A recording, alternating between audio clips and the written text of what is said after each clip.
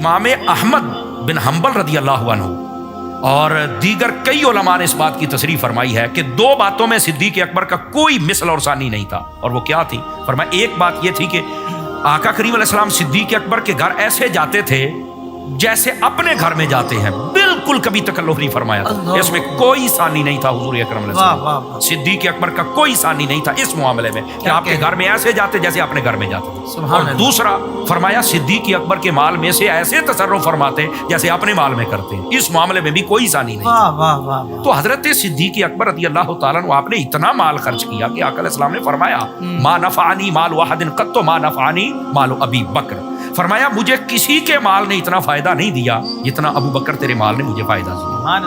تو مال خرچ کرنے کے اعتبار سے بھی، عشق کے اعتبار، ہر اعتبار سے، اور وہ ایک نیکی جو میں نے اشارہ دیا ہے، حضرت صدیق اکبر رضی اللہ کثرت ثواب آپ کے یہاں موجود ہے، آپ کو اللہ رب العزت نے یہ اعزاز و شرف عطا فرمایا۔ جی اچھا، بس اوقات کہتے ہیں یار باقی بھی صحابی تھے، انہوں نے بھی تو حضور کی زیارت کی ہے نا، اگر غار میں زیارت کی بات کریں انہوں نے بھی تو کی ہوئی ہے نا۔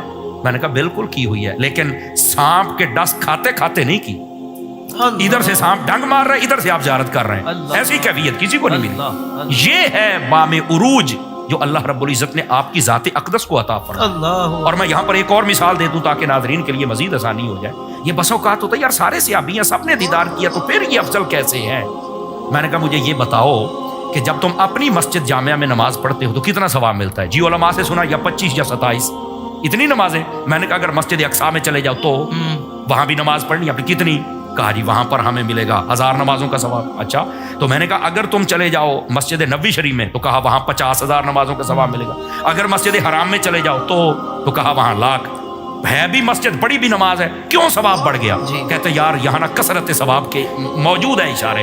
یہی بات ہے، صحابی سب ہیں لیکن حضور اکرم علیہ السلام نے حضرت ابو بکر کی شان کو بیان فرمایا۔ کیا کہنے بھائی، واہ واہ۔ یہ ہے افضلیت صدیق اکبر رضی اللہ تعالیٰ عنہ، اس کا مسئلہ اس کو اس انداز میں سمجھے ہیں۔ باقی بھی سب سے صحابی، لیکن اللہ رب العزت نے آپ کو جو مقام و شان عطا فرمایا ہے اس میں آپ کا کوئی ثانی نہیں ہے۔ بلکہ تفسیر قرطبی میں ایک بات موجود ہے، جب حضرت صدیق اکبر رضی اللہ تعالیٰ عنہ آپ کی بیعت ہونے لگی نا، تو بعض قبیلوں والوں نے کہا کہ ایک بندہ ہمارا لے لے، ایک ہمارا لے لے، ایک ان کا لے لے، ایک ان کا۔ وہ جتنے 5-6 قبیلے تھے نا، سب کا ایک ایک بندہ لے کے نا ان کو مشترکہ خلیفہ سب کو بنا دیا جائے۔ 5 قبیلے ہیں تو 5 بن جائے، 7 ہے تو 7 بن جائے۔ حضرت فاروق اعظم اٹھ کے کھڑے ہوئے، فرمایا یار جس بندے کا نام لینا ہے وہ لے لو، پر مجھے ایک بات بتاؤ، حضرت ابو بکر صدیق کو قرآن میں ثانی کہا گیا ہے، کیا تمہارے جن بندوں کے نام دے رہا انہیں بھی ثانی کہا گیا ہے حضور کا؟ کہا نہیں کہا گیا۔ تو فرمایا جس کو رب نے کہا پھر اس کو مان لو، ایک بات۔ دوسری بات فرمایا تم جن بندوں کے نام دے رہے ہو کیا ان کو صحابی کہا ہے قرآن مجید میں؟ جبکہ صدیق اکبر لصاحبہ کے لفظ ہیں، ان کی صحابیت قطعی ہے، جو حضرت صدیق اکبر کو صحابی نہ مانے وہ کافر ہے، کیونکہ قرآن سے ثابت ہے۔ تو کیا تمہارے بندے جن کے نام دے رہے ہو کسی کو قرآن میں رب نے صحابی کہا؟ کہا نہیں کہا۔ تو فرمایا پھر ان کی بیعت کرو۔